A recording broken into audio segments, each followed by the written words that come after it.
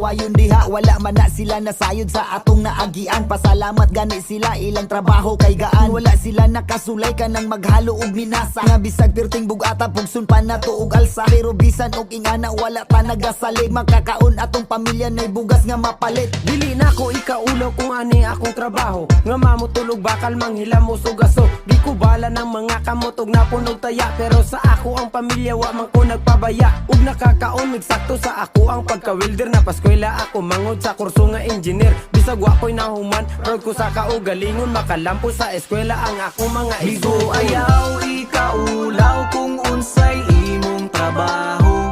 Magbulad man ta sa adlaw